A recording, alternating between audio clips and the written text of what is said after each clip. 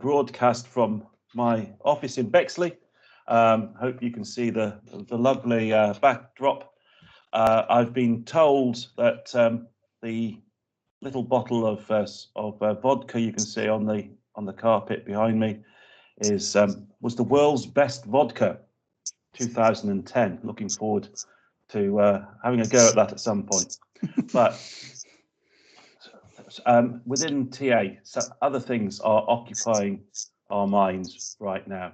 And there's been some great slogans thrown around, from the Great Resignation to hiring Tsunami, through lots of others. And we've decided that it would be a great time to talk about labour market insight, labour market data, knowledge, and how that can help when you have things like a Great Resignation or a hiring tsunami.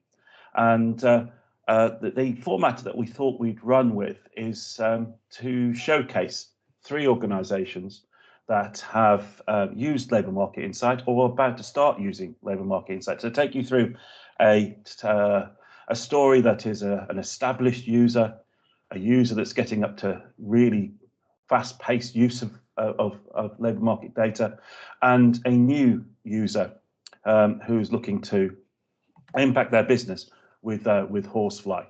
So you're going to get a range of views from 3 great speakers. We're having to apologise. The marketing did say that speaker 2 would be Neil Denton from Capgemini. Neil's unavoidably had to relinquish the spot through to internal work pressure, and we're delighted that Dave Vinton from Orsted, the world's largest, I think, green energy firm, or fastest growing, he will tell us more about it, is joining us, and his story is you must not miss. But we're going to kick off with an experienced user, and this will be the format. I'll invite our speakers to talk for 15-20 minutes, and then we'll take questions. Now, to run this in this environment and to run it in a way in which everybody can contribute and we can keep to time, I'd ask you if you could write your question whilst the speaker is presenting their piece in the chat. That's you can see that in the little speech bubble on Teams. If you write that down, I will ask the question on your behalf. So that's the first ask. If you have something that you think you'd like to know a little bit more about, ask the question. If it's a tough answer, then I'm sure we'll follow up afterwards. But nevertheless, we are going to be following up with a little survey at the end, and we'll give you more information on that as we get there. But I would be amiss of me to dive into this without inviting the Horsefly team to introduce themselves and to welcome everybody. So, Steve, over to you. I'll keep it very brief, Adrian, as directed. Thanks to the 3 speakers today. Thanks for giving up your time and preparing the talks for us. It's very much appreciated. And thanks ever so much to everyone that's coming along to learn some more about talent analytics, this forward-facing set of data that we now provide, that's basically helping businesses make stronger, quicker, more economically viable decisions around resource planning, business planning, and obviously talent acquisition. I'll hand back to Adrian. I really hope these speaker stories are engaging for you. And if there's any further requests or comments off the back of today, don't hesitate to reach out to Horsefly, to myself, or to any of the team for questions and answers. But I'll hand back to Adrian so we can get up and running with our first speaker. Thanks, Steve. And at the end, we'll remind you of how to get in touch with Horsefly if anything that's been said today has whetted your appetite. But it's also very easy to Google Horsefly and get straight into the team and to request a meeting as well. But we need to move on, and I'm delighted to welcome Rod Kingdom from the Department for Transport. Rod's an experienced recruiter, both in the private and recently, last 3 years or so, I think, Rod, in the public sector, leading the recruitment teams within the Department for Transport. Now, Rod's going to tell us how the DFT has moved away from manual market analysis, and I guess a lot of us are quite used to doing that, and into forward-facing labour market insights provided by Horsefly, and tell us how that's helping them hit their hiring targets. Rod's been a user for a little while, and I'm going to be really interested to hear how the DFT has taken to Horsefly. Over to you, Rod. Great, thanks, Adrian. I think that was one of the nicest introductions I've ever had, so thank you for that. I appreciate it. Yeah, I just wanted to go through today really about the journey and the story that we've had with Horsefly. So I just wanted to start on why we decided to partner with Horsefly, and to be honest, it definitely is a partnership. Today alone, we've done some refresher training with our team to make sure that all the new features coming out, which I'm sure other people will talk about, our team are up to date training. So it really, really is a partnership. So us as a team in digital, we were set up to run as an in-house agency.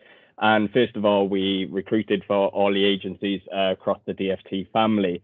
And we had quite unusual numbers. So what we discovered was every campaign that we ran was completely different for each agency. And I'll be honest, our first year, our success rate was only about 34 to 38% for DFTC. So what we decided to do was to start analyzing the market to try and get ahead of the game. So what we used to do was, with all of the other sites that we used to do a lot of manual reports. So members of the team would have to scour every single website possible. So we'd use LinkedIn salary. We'd also then use our advertising platforms to see how many people were looking for jobs, what the numbers were like within the area. But what we noticed was that was people who were currently looking for jobs, and it didn't give a true insight into the areas. So we went and spoke to loads of different people, and then I spoke to Steve within Horsefly, and I gave Steve what we were trying to do. Steve came back then with a presentation to myself and the business to say how we could partner with Horsefly. And what Horsefly to us demonstrated was it was a one-stop shop.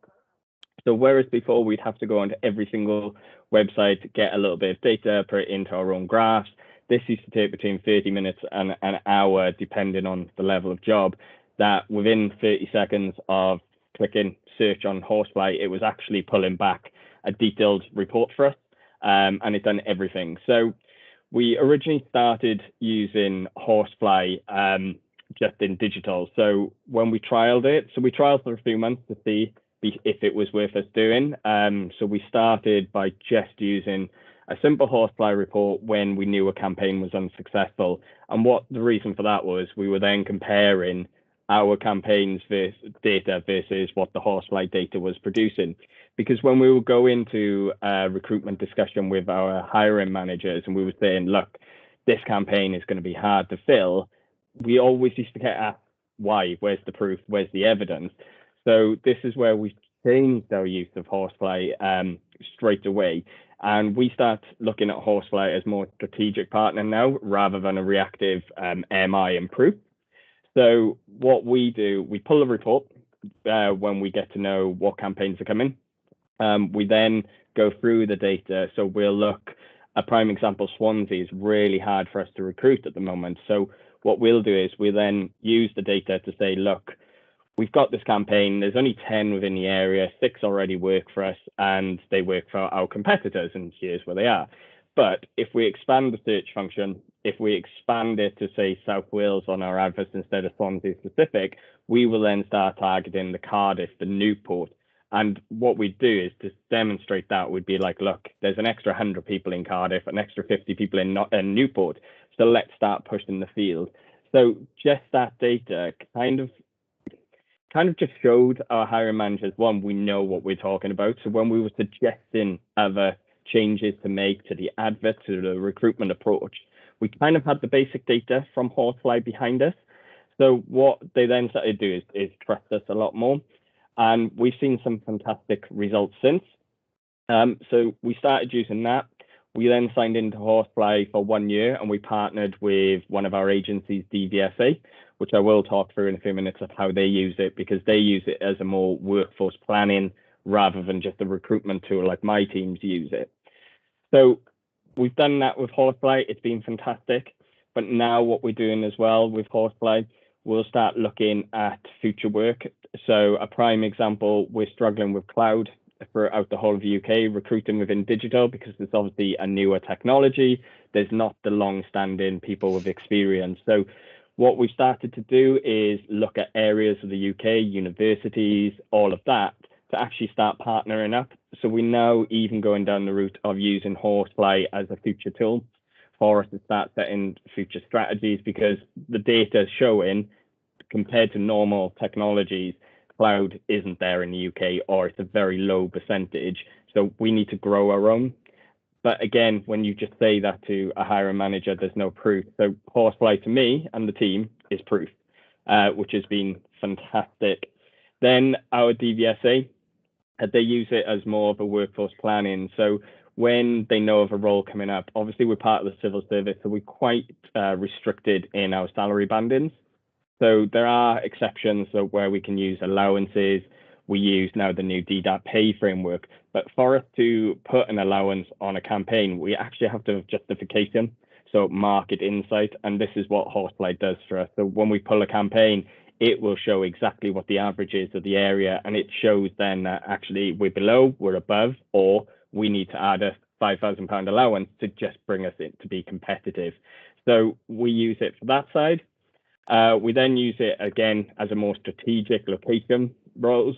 So now, obviously, with COVID, it's given us a lot more freedom into where we can recruit in the UK because people working from home.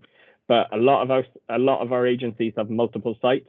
So whereas before we used to say all the jobs had to be based in Nottingham, we will now do this approach and be like, well, actually, why not target Leeds, because there's more people within that skill frame within Leeds.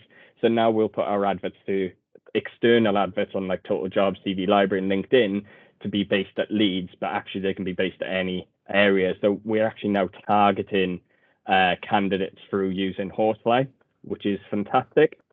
And then we actually using it then to back up our MI data. So our team in-house is fantastic, and we have amazing diversity data from all of our campaigns. But to show if it's right, we actually compare it to Horsefly. So now what we'll do is at the end of a campaign, we'll have all the diversity data that we've obviously gathered from our campaigns, but we will actually then compare it to Horsefly. So we'll be like, well, actually, yes, that number of male applications was expected because look, Horsefly is telling us this is what the data is within the market. We're actually about right. So we'll use it again to back up what we've done, whether it was successful or unsuccessful. And then the biggest way my team use it is actually through our active headhunting. So when obviously our titles come through, we have to stick to the job titles that we're given. However, we have a bit of flexibility on our external site. So one of the latest additions in Horsefly in the last 6 months, which is one of my favorite, you can actually see a candidate's journey. So we can click on the current job title, but then we can see what job titles the candidates have come from. And this makes it a lot easier for us to be headhunting, because we're not going to get a senior software engineer to become a senior software engineer with us, because there's not progression, there's not new salaries. So what we do is we target the ones which the job titles that these people have come from, which again is a fantastic new tool for us to pipeline through the market. And then really finally then from us is obviously recently we signed into a multiple year deal with Horsefly, because again, one, Steve is a great salesman and he's showing us all these new products and stuff that are coming. But for us, we're only just scratching the surface of using Horsefly. We're not using it as much as we can be or as much as we want to be. So one of the biggest things that we're going to be doing is every single campaign across the DFT family will have access to the system. Whereas at the moment, it's only my team who have access, and we're only about 10% of the overall recruitment for DFT. So what we've done is today we've had more people within our team trained up, and we're actually having a central inbox, and then the rest of our team then will be able to just request a report. So actually, it's going to give us a far better strategic approach to all of our recruitment, and not just a reactive style recruitment to what we currently have. And again, we're going to build up a lot of appointments, a lot of pipelines, academies, apprenticeships by working with universities and colleges, which again is a fantastic feature that Horsefly has given us. We would never have heard of some of these universities because we would have gone to the original ones which are just listed in the Times, but actually some of the courses being offered are perfect for some of our unusual roles. So for us, this tool has just opened up a whole other market for us. I believe that's it of my presentation, Adrian. Rod, absolutely brilliant. Thank you. And I know that you're saying some quite sensitive things and speaking to slides that are quite general. However, we have had some very specific questions for you. Okay. So let me take them. So the first question is relating to diversity data. And how do you relay the internal diversity data to that from Horsefly? I'm wondering if that should be relate. How do you relate the internal diversity data to that from Horsefly? Is that a straight comparison, or would you further mine it location versus function? So we go down to quite granular detail. So we will go down to location. We will go down to the type of role as well. So one example we're looking at now is very technical based roles within digital. So we'll look at architecture, and then we're going to see what our stats are that we've produced over the last 12 months. But then we're going to do an up-to-date market report then from Horsefly to see actually if what we're achieving is anywhere near what it should be within the UK. If not, why not? Let's look at our adverts, let's look at our approach, and then we'll tailor our approach then to make sure that it's the best approach that we can possibly do for the role. Excellent. I've got a question which I think is more for me than you, Rod, but Sarah Knox asks, are all the case studies UK based? We are operating in 41 countries and interested to know if anyone has experience of using the data in multiple countries. Sarah, can you hold the line? Dave Vinton, our next speaker, is the ideal person to listen to for that. He will be talking about how his organisation is using it internationally. So if we don't get your answer, please come back and ask it again. Skip on to Maiko, who says, did I understand correctly? Are you able to track an individual job journey, or is it a statistical analysis? Rod? So I don't think I can actually answer that one. For us, when we click on a Horsefly report and you click on software developer, it shows you the journey that it has been on the person. So Steve, Adrian, I'm not sure if you can give more details on that. Yeah, it might be one for, I know Will's going to do a little talk later and Will might be able to go into some detail, but basically we show one step forward and one step back on a career path analysis. So you're able to see where the senior software developers were previously in their job history. So you can look at the left-hand side. You can also look at the right-hand side of where they're going to go to next. And that data is drawn from over 500 million anonymized skill profiles globally. So that's how we allow you to see the candidate sort of flight path. Excellent, Rod. There's a question about how you managed to buy Horsefly. Question from Joe: were you able to directly appoint Horsefly, or did you have to go to tender? So we went through the G-Cloud framework within the government. So we've used that. And yes, we did have to do a mini tender as such. So we had to see and compare what other systems are on the G-Cloud framework that could do similar. And we just then obviously went into a lot of detail of what we actually needed, and Horsefly came out as the partner suitable for us. Excellent. If you've got any more questions about engaging with Horsefly, then take a note of the contact details, which Steve will share later, and he's obviously provided Horsefly to many organisations, quite a few UK public sector, and he can advise on the purchase routes as necessary. Rod, I'm going to say thank you. There's no more questions for you, but that was absolutely brilliant. Thank you so much. No problem. Thank you. Thanks. Next, I'm going to ask Dave Vinton from Orsted. Orsted is a green energy firm, fastest growing, biggest. He will explain more about Orsted, I am sure.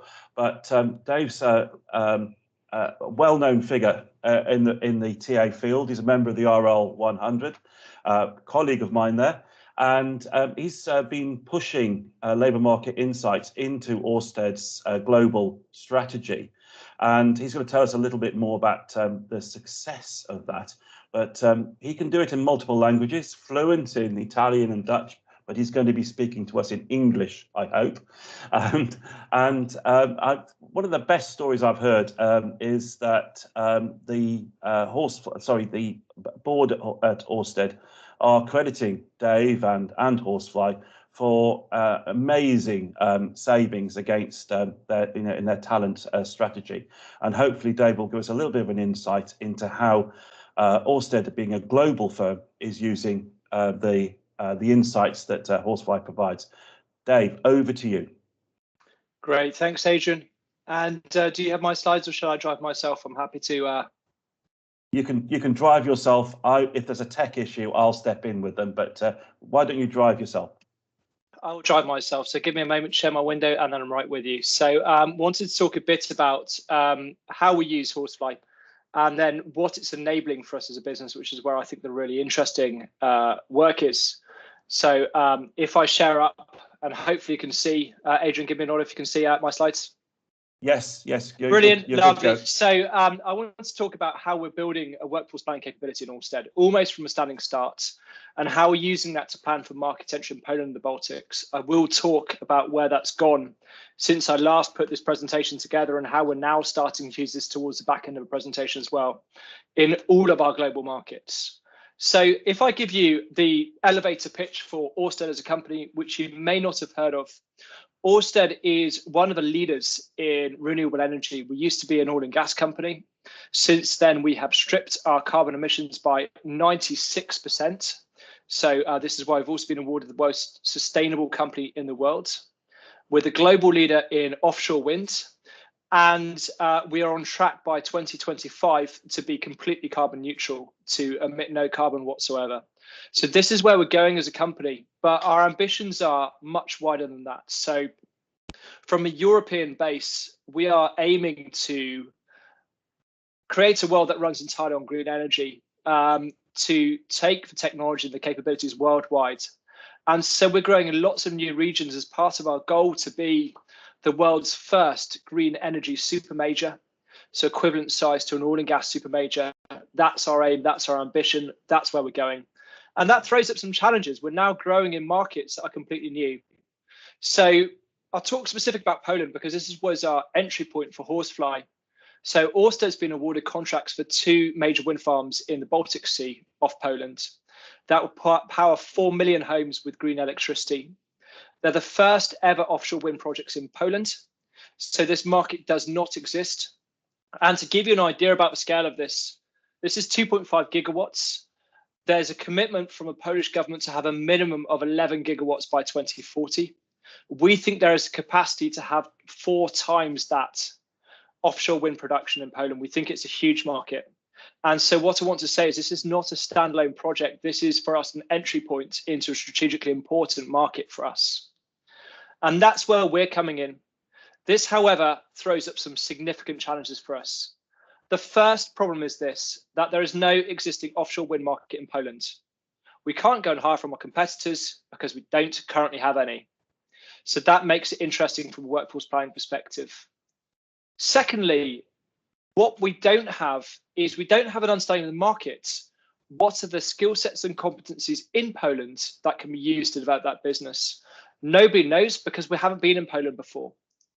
Thirdly, we need to take talent strategy as a shared approach by the project and HR and procurement. It's currently done by line managers.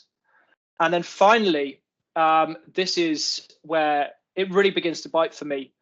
When we win a contract to build a wind farm, we have local content commitments that require us not only to staff parts for the wind farm locally, but to staff locally wherever possible. But we delegate that decision out, and we don't have a clear view of actually how are we going to do that, how are we going to make that happen, how's that going to come true. So here's what we've come up with. This is our workforce planning approach in Orsted. You can see I've popped restricted on the top because it's semi-confidential. But what we're trying to do is we're trying to take the business strategy and our project execution plans and then add on the layer that was missing, which is talent analytics. Talent analytics enables us to make the strategic decisions about how are we going to do this, how are we going to actualize this. When I discussed this previously in RL 100, I shared the numbers, but we're looking to add another 500 people in Poland in the next 3 years. It's a fairly significant growth for us of very, very technically hard to find skill sets. And so as we look at that talent supply chain, we need to make the build, buy, borrow, and redeploy decision for Orsted, and then look at what that means in terms of our HR activity, in terms of employer branding, management of our internal resources, talent acquisition activity, internal mobility, cross-training, early careers. And then what we want to land out is defined go-to-market plan.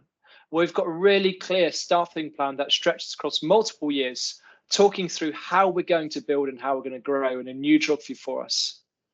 I'm always really keen when I speak to the business to say that this isn't fluffy.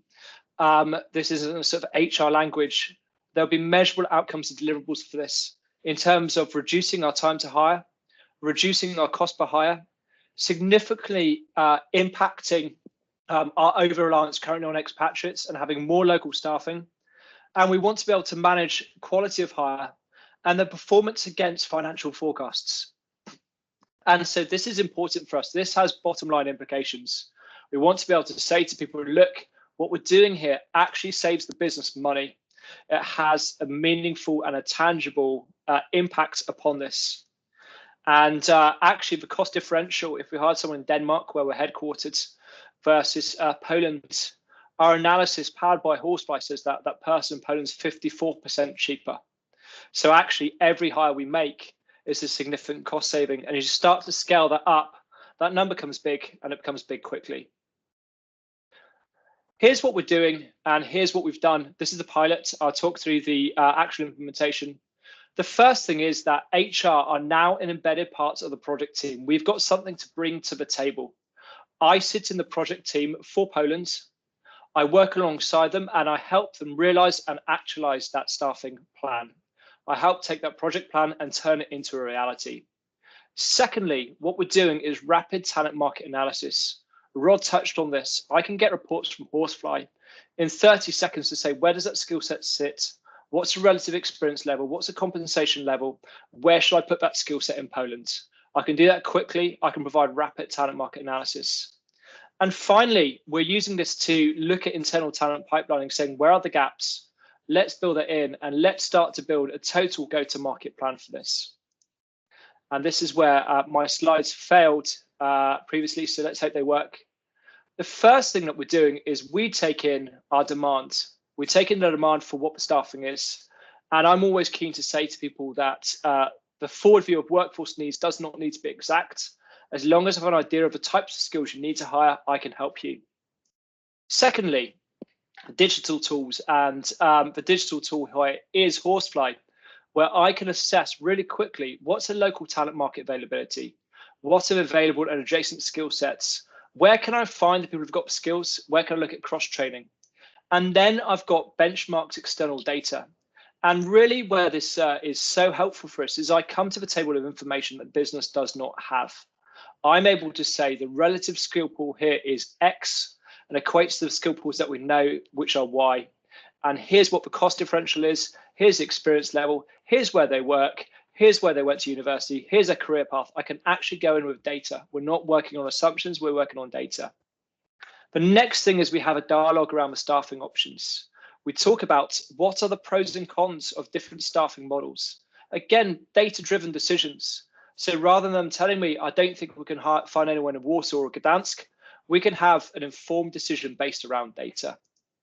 The next thing that we then do is we take that and then we go into HR strategy planning and we talk about what are the different mechanisms we can use. Do we use experienced hire? Should we use external consultants? Do we set up early careers programs. Do we do cross-training, expatriation, extended business trips? All of these things, as we all know, work in HR, have different ramp-up times. By getting ahead of it with the data, we can actually go and say, we know what it's going to look like to staff this. We know what that access to talent is, and then we can figure out a plan for what we're going to do. Then we come up with our go-to-market plan. We can build it into our demand planning tool inside Orsted with a resource type and how we're going to do it. And then we can start to share with the staffing budget holders and the HR departments the next actions. So I can go to our employer branding team and say, these are the skills we're going to need to hire. Here's where they're based in Poland. Here's who they work for. Can you put together an employer branding campaign for me to attract these different people? And another thing that Horsefly does, which is really cool, is it'll give me the adverts that people are running for those job titles currently in Poland. So I can click in and say, look, what are our competitors advertising for the same skill set? And begin to use that. That's hugely useful for employer branding. Then we execute. And then the last thing we do is we calibrate, refine, and improve. So that's how we're using it. And I think this is my last slide on the deck. So I want to talk about where we've gone to next with this. So we put this in place for Poland. And when we did this for Poland, we were able to really quickly provide a level and depth of insight that the business had never seen before. I've said previously, it was almost like we discovered fire in the HR department, that suddenly we came in with hard data to back up our assertions. We're able to evidence everything. We're able to show what this looks like in practice and be able to provide something for the business that they had never seen before. They were able to see that actually HR came armed to the teeth with data. I work in an engineering business. You need to have data to have an opinion. We can back up our opinions with hard data.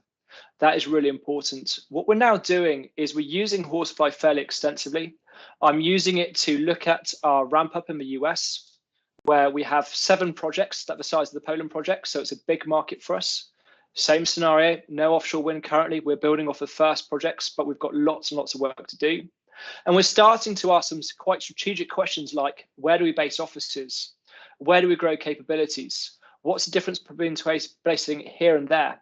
What states are the most useful ones to ramp up on? Horsefly makes that super simple for us. And the final thing we're doing, which is under wraps and quite confidential, but is really cool, is we're looking at our 2030 strategy and saying, what market should we go into from a talent perspective? What bids should we try and win? Where does that talent sit? Where might we establish new offices that sit globally to support our global growth plans? Where could those offices be? And again, we're able to go in with data. I was in a discussion 2 days ago with our board where we were able to show the cost differential and the talent availability for different technical skill sets across 30 different countries. And they were sort of amazed at this. We always talk in the TA world, and Adrian and I have heard it maybe 50 or 100 times. How does HR get a seat at the table? My guide would be is come with data. I'm now being invited to the table because I've got something to show, something to evidence, something to give people. I'm able to say, look, I can provide this. I'm currently seconded into our corporate strategy team, looking at the company's growth towards 2030 as we look to significantly grow, and from a headcount perspective, double in size. And they're saying, look, rather than us telling you where it's going to be, you tell us. And that's a hugely powerful place to be. We're looking at the moment about where we locate 250 different roles. I did a cost saving there. We think we've identified a location where the cost saving for us is going to be in the region of $300 million US for those 250 roles. Because they're technical skill sets, we're looking at another location, we're looking at putting them elsewhere. We are able very quickly to talk about some really significant cost mitigation exercises. But it's not only cost, we can use it to start to really build a plan for the business about how do we staff. Where we were as an organization is we had this approach of let's just stick out a job offer and see. That's how we learned about new markets. And then maybe let's talk to some local partners and try and get a feel, a bit of an understanding. With this, we can go in first. And where we're hoping to take it in the next 6 to 12 months is we bid for wind farm projects right around the world. We're invited by governments to tender. We will try to bake in talent market analysis to this So if we're bidding for a project in, let's say, China, we can say, what does that labor market look like? What does a skill set look like? What are the projects that make most sense for us to bid for in terms of talent availability? And using that as a strategic lens in terms of where we actually choose to base wind farms. And each of those is $1 billion plus commitment. So we can quickly begin to see that actually Horsefly is enabling much more of a conversation and much more of a technology enabled and data driven approach to strategic growth and workforce planning. And I think that's everything, Adrian. Dave, that was an amazing run through. Very, very exciting. And your own personal journey must be great. I was going to ask you about the so-called mythical seat on the board, but so many of us have been knocking on the door. It seems that they've opened the door. They're dragging you through it and sitting you down. Is that right? Yeah, I'm being chased by our CEO and our COO and our head of region for the US for this kind of insight and data. Currently, they are giving us, that access, and they want to know. And we're actually now coming with something that is of huge value to them. So that's why they are inviting me into the room rather than me begging to be let in, because suddenly I'm not there simply as an order taker. I'm there to provide them strategic advice. That is so exciting. Now, I do have a couple of questions. Will asks, once you put that information into the organisation, have they got a workforce plan that you're then hiring from at the moment? Yeah, it depends on the area of the business. Would be the honest take, Steve. We've got if we're building a wind farm, we've got a project plan, and that's quite technically detailed actually, and includes what roles we need over a number of years. If you then go to our IT function, they don't have that and we don't need that. But what we can do is we can start to talk about skill sets. And so we say, what skills will we need as we go towards 2030? And there are lots of opinions on that. So we can actually start to begin to look at how we strategically acquire and develop those skills. So when it's not role by role, doesn't matter. If I'm talking about skills, I can start to say, what does the market look like for that skill? What does the market look like for that capability? How do we access it and where? Great. And Chris asked, clearly you're using Horsefly for your labour market insight, but Chris asks, what demand planning tool are you using and how far forward are you confidently able to look? The demand planning tool is internal. We built it ourselves. So, I would say that it's not off the shelf. However, it depends again on the sector. So if I'm looking at our engineering projects, I can go about 6 or 7 years out. If I'm looking at our support functions, I can probably go 1 or 2 years out maximum. But that's still helpful for me. I would say outside of engineering, we use everyone's favorite planning tool, Excel. So that's accessible to everyone. But we start to look at financial forecasts and headcount forecasts and those kinds of things. We can begin to have that conversation and then begin to support that conversation with data. So when I see a department that's looking to add 50 to 100 headcount, for me, there's a conversation to be had there. There's the opportunity to bring data to bear on it. Dave, I've got a great question about how you're working with the Horsefly customer success team. How has the implementation and their support worked for your organisation? They've been super helpful for us. I would put myself at the power user end of sort of data, but we've got other people now beginning to access this. So it's helpful, for example, for our compensation team looking at new markets. Our head of HR in Poland is very, very interested as well, and she's using the Horsefly platform. And they are super helpful in terms of helping us to understand, actually, for people who aren't data heads, how do I get the most out of this platform? Is the most important thing. And they're also on hand to say, look, this is the question I'm beginning to ask. How could I maybe use data to analyze that? So as well as just like demoing the platform and helping us through onboarding new users, they're also helping us to understand maybe how can I use that? And I'm now pushing Steve on what are the new regions we need to be looking at. There's also a dialogue there of saying, look, here's where we're going as an organization, and here's the coming needs that we have. So that's really good for us. I would say with that customer success team, it's not just help me use Horsefly. It's a dialogue around, look, here's where we're going. how can you help and support us on that journey? And I see that as a strategic partnership as Orsted grows and evolves. Okay, there's a little insight there into Horsefly's team, not just the guys who sell the product and are often the ones engaging with the business, but also there's a whole raft of people who then support you on your journey. Is that what I'm understanding? Yeah, and we're in regular dialogue, so that's really helpful for us, that we've got that backup and support. They haven't just sold us some software and then disappeared. They are working with us through that journey, and we see them, as Rod said, as a partner, not as a provider. Okay, Peter, I hope that answered your question as well. Thank you. Is there any other questions? I mean, I'm just intrigued by how you started having those conversations, Dave, in your organisation. You've got this sort of some labour market insight. How did you get it in front of the senior team to start with?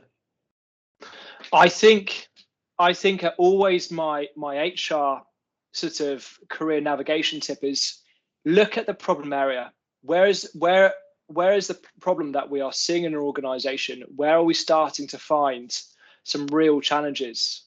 Who's struggling? And then how can I help that person? And actually, that's been my sort of career navigation tip. So the Poland one was our entry point. Now, I thought there was a need for strategic workforce planning right across the whole organization. In Poland, we were struggling, and I was able to come with a solution that actually brought real intelligence to that conversation. And surprise, surprise, I said this to Steve when we were in the sales conversation. I said, look, Steve, the minute I do this, they're going to want me for everything. And that's what's come to pass. So that's my thing, is look where the problem is. Where are the problems where our lack of insight and lack of intelligence is really hurting us? That is where you can come with some insight.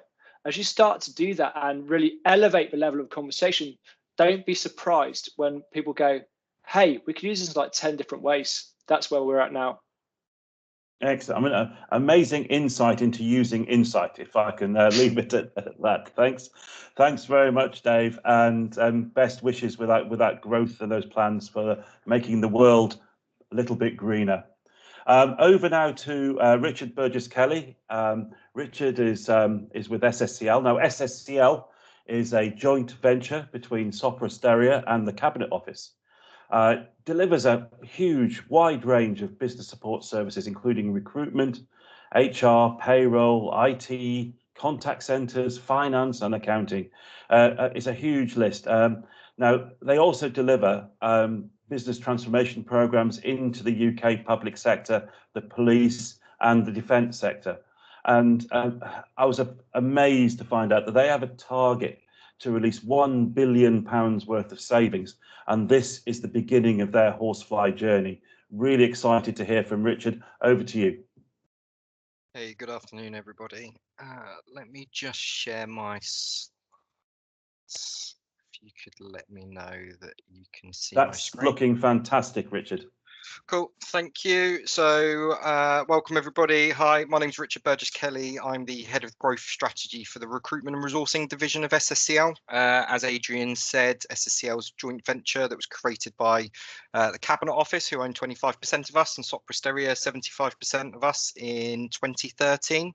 SSCL was created as an amalgamation of a number of key central government departments, joining together to create a large back office service function, and we continue to grow today to provide those broad range of services that Adrian did mention.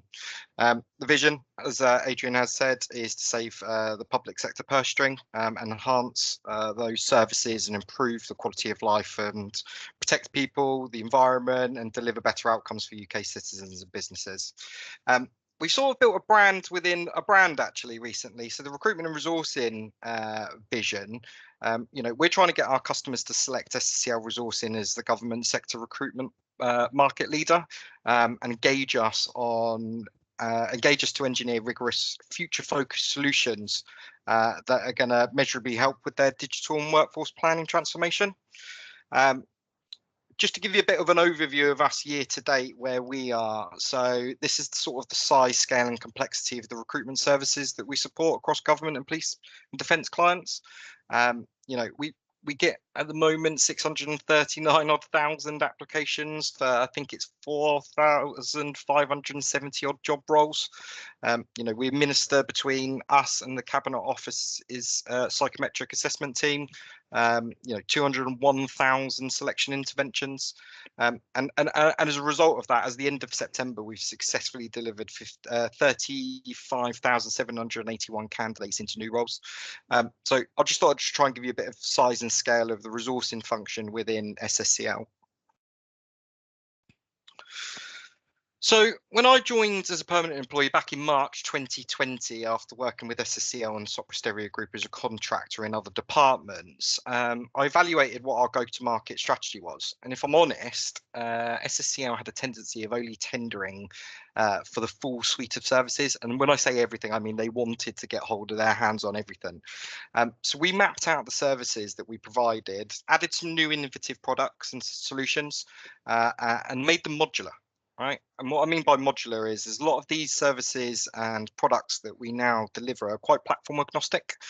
Organisations in the government sector, and it is government sector only, can buy this as a modular solution to complement their current in-house recruitment function, rather than taking on the full BPO and RPO service offering. In-house recruitment teams can ask us to come in at any stage of the recruitment process to support with specific recruitment requirements within their organisation. I would say SSCL is quite known for its volume complex recruitment solutions, supporting digital end-to-end, all the way from attraction through to assessment, selection and onboarding, and then working with those candidates through that HR and payroll management. We provide a lot of the frontline services, so we support the Metropolitan Police. We also support people like HMPPS and the MOJ with prison officer recruitment, but we also deliver project RPO and niche recruitment services and specialist headhunting services to complement it.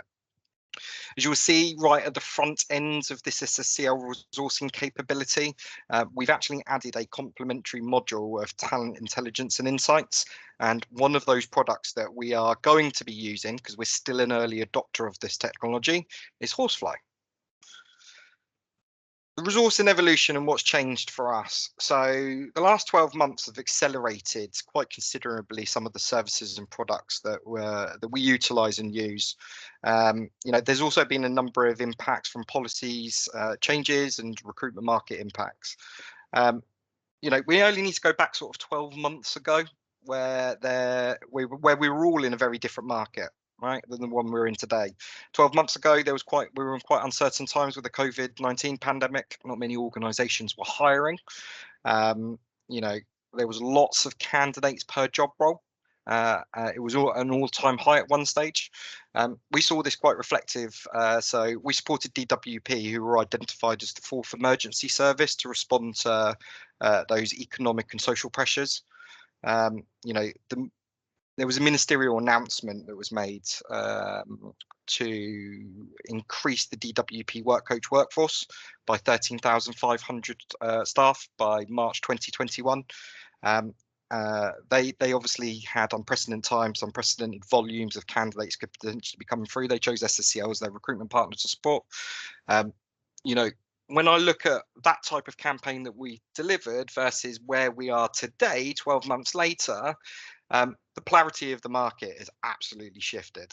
So for me, what I'm seeing with some of our clients at the moment, that it's becoming a much more candidate-driven market. I think a case study was released in the last couple of days that was between the REC and KPMG, which reports starting pay for all workers has hit an all-time record high due to significant increase in competition. So we need to take stuff like that into account when we're recruiting for our organisations. To meet those client needs, we needed to make sure that we have the right targeted talent attraction strategies, make sure that we understand the market, make sure that we understand the localised area, region, and then potentially what's the alternative options. Things like the government estate strategy that was developed to drive growth and opportunity by locating government jobs in multi-department government hubs across regions across the UK. They're forcing organisations to think, actually, let's look outside of London. Let's strengthen the union. Let's support levelling up of regions and the nations. Let's ensure that the civil service and administration of the government is better connected with communities across the UK. And they want to tackle the issue of making, civil service London centric. So for me, one of the reasons that we're looking at obviously Horsefly is to support organisations in challenging the status quo. You don't always need to recruit in London. You can actually pick up teams and individuals around the rest of the UK. What does the talent market look like? What can you get for the money that you are spending? What's the salary insights for London waiting allowance versus outside of London? And overall, we're looking to reduce cost. Another thing that we need to think about, so on the 15th of June 2021, there was the government published its declaration of government reform. Here, they put it across people, performance and partnership. So they want to ensure that the right people are working in the right places with the right incentives. Again, I will come on to the reasons why we've, adopted Horsefly and we're still in the early stages. But I think there's something there that we can tackle the issue to make sure that we're supporting, delivering high quality candidates. And then civil service diversity and inclusion across obviously both Met Police and also the civil service cluster organisations. D&I, SCS level and above, we need to improve on. We want to make sure that we've got workforces reflective of the communities that we serve. So we're supporting organisations with their D&I strategies. So for me, there's a big piece around, why did I choose Horsefly, right? So, to support with that government state strategy in places of growth. SSCL want to support making, value add data-driven recommendations to the government about the talent and where the talent can be based, challenge the current locations and look for alternative talent pools. As I mentioned with the government reform, I think there's a bit, as both, as Rod mentioned, the creation of job roles and job descriptions, ensuring that, the right people are working in those right opportunities and they've got the right incentives. So it's actually helping us consult with our clients about building the job description should they be developing a new functional service.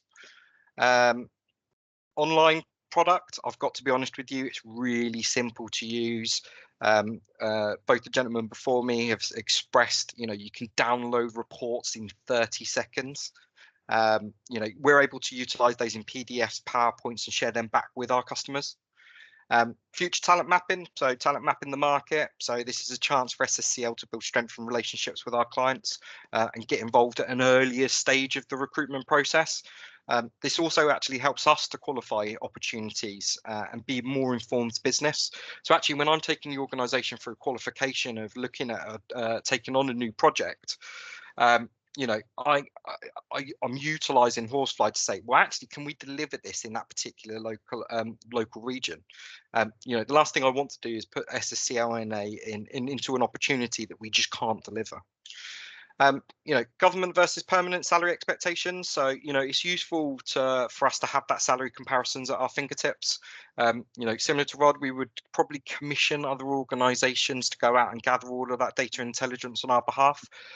We've now got a self-service function that we can now utilise. I've given access to my data and MI team. They can download reports, literally like that within 30 seconds, and we can provide the client with on-demand information. Traction and ROI. So, what's our return on investment in spend? So we're looking to utilize Horsefly to support our talent attraction module and activities to make better informed decisions about where we should spend our budgets. The data-driven decision-making point underneath, I think, is actually quite complementary to everything here. Data is the key and the heart of all of this. Working with people like the Met Police and MOJ, they want to make sure that we've got data-driven decisions, and this is reinforcing some of the decisions that we're making and some of the recommendations that we're suggesting. Competitor analysis is really important at the moment, obviously with that polarity shift and being a candidate-driven market. We're able to review very quickly what do other organisations' job roles look like in comparison to the ones that we're representing? How are they positioning themselves in the market? How much are they paying compared to those proposed the job roles that we've got? What's the benefits package? there's also an opportunity for us to actively map out the market utilising Horsefly and utilise a targeted approach to these organisations and competitors to go out for headhunting.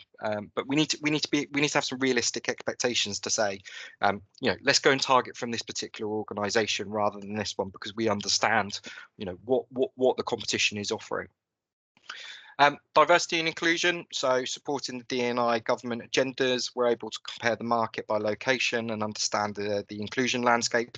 I'm aware there's progressions and enhancements being made in the background by the Horsefly team, so I'm looking forward to hearing more about that. Support with internal recruitment across the group and joint ventures. So we're not going to practice what we preach to organisations. We're actually adopting this particular approach internally. So I've got a number of workshops over the next couple of weeks where we're implementing given access to our centralised recruitment function, and they do recruitment on behalf of all of the joint ventures. So the Soprasteria centralised recruitment team, who do all of the recruitment for Soprasteria, NHS, SBS and SSCL, will be able to utilise the product to make sure that we internally can better ourselves and understand what the talent landscape is. Between the three organisations, we've got lots of offices all around the country. Let's not look at London centric anymore. Let's not look into some of our centre of excellence. Let's utilise some of the hubs that we've got. Supporting us in hitting our KPIs and SLAs. I think this ties in a little bit further up with one of my other points, but what I mean by this is the tool can actually help me build and understand and feedback when I'm going through tender responses, project RPO, scoping sessions, understanding new engagements where we can actually provide better data-driven decisions in understanding our negotiation for KPIs and SLAs, because if we're looking for a very niche role in a certain location and we just know there's no candidates there, I can be upfront with clients right at the beginning of the journey, and say this particular job role out of all of the job roles that we're recruiting for in that particular office is going to take a little bit longer. So I think we need to have a slightly different KPI and a time to hire metric to one of the other ones as an example. For me, I think Horsefly actually should pay for itself, right? So not actually the Horsefly guys paying for their own technology, but when I look at what cost efficient savings we can make for both our clients and us internally, I think when I proposed it to our management structure and said, I want to buy this particular product and these are the reasons why, we looked at, okay, well, what's going to be the return on investment? And, the return on investment sort of should pay for itself. Again, I appreciate we're an early adopter and we're slowly implementing these services both internally and externally. But I'm looking forward to actually maybe coming back and presenting to all of you in 6 to 12 months to share positive, and also in the areas of improvement that we need to. And that's probably the good thing about Horsefly is actually they're looking and always asking about areas for improvement. Where can they provide a better service? What does the customer success team look like? Where can they better themselves? And that's where I've really enjoyed our interaction so far. Flexibility, this is flexibility from the team. They've made themselves available. Flexibility of the products. They're obviously looking at enhancements. Flexibility on payment terms. I probably shouldn't say that, but the guys have been really understanding around, what's it like to try and secure funding and how do I need to pay it over the next, pay my invoice. And, if you could wait just another week or so, because I've got to get my finance guys to sort X, Y, and Z out. They've been real flexible on that. And then my engagement with the Horsefly team so far, they've been great at working with them. I can't fault Steve enough. He's very persistent, but I'm really glad that he made me buy the solution because early signs is showing that actually it's becoming a very useful product that we can utilize both internally and externally. That's pretty much me, and just want to see if there's any particular questions and answers. Yes, Richard, we've got 2 questions from Joe, which I'll combine into one. Joe asks quite straight up, do you have a service catalogue that you can share? But she also asks, do you work alongside GRS or are you a competitor of GRS? GRS, for those who are not in the public sector, is Government Recruitment Service. So we it's a unique situation. We're a bit of both, right? If I'm honest about GRS, so we're a little bit of both. On some organisations, we complement services, and then with other organisations, we are in a little bit of competition. It's just the way it is. It's a really unique sector, the public sector recruitment organisations. Me taking a step back, what I wanted to do wasn't disrupt GRS, and that's why we broke up our services into modular solutions to actually be able to complement some of the services that they deliver. So rather than just competing all the time, you know, between two organisations for the wider civil service group, we took a step back and said, actually, we don't want to compete with all of the with everybody. You know, that's why we provided that modular, what I call honeycomb structure. So for me, it's all about going through and picking out the modules that's going to complement either GRS or the in-house service.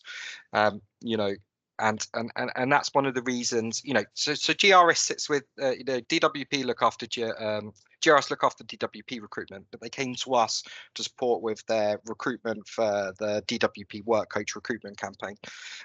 You know, just because we needed to digitize at a slightly quicker pace, and we actually had a little bit more flexibility with staff members and availability at that particular time. We do have a service catalogue, something that we can potentially be shared. The talent insights and intelligence probably won't be on the catalogue at the moment. Might be something that we wind in the future, but that's obviously wider, it's part of the big wider remit that I'm looking into at the moment. But some of the clients that are working with us directly from the recruitment and resourcing perspective will hopefully be able to get access via the SSCL recruitment team. Hopefully that answers your question, Joe. If it does, I'm sure Joe will come straight back. Yes, she says it's brill. Thank you so much, Richard, for taking us through how SSCL are starting to use. We look forward to that offer for speaking again in 6 months about how it's landed and the impact it's having. That would be fantastic. So a number of questions and a number of comments made by the three speakers related to diversity and inclusion. I'm going to ask Will Crandall, who's the CEO of Horsefly, to say a few words about forthcoming modules within the Horsefly product that might just address those comments. Will. Sure. Appreciate that this is overrun, so thank you for staying on. Thank you so much for our speakers. It really is moving for our team to hear you talk about how Horsefly is benefiting your organisations. So thank you so much. Before the end of the year, to keep it really blunt, we're going to offer 4 major different modules. The first being contractor rates. So alongside permanent salaries, you'll be able to see contractor salaries. Secondly, we're going to give you advert insights. So at the moment, all you see is the insight from profiles, you know, across companies, job titles and skills. We're going to actually give you the ability to switch to look at what your competitor landscape looks like. So how are people advertising for similar talent markets? Really interesting for a lot of you, especially within the Orsted. We're going to add advanced career path analysis. So at the moment, you're able to see 1 step forward, 1 step back.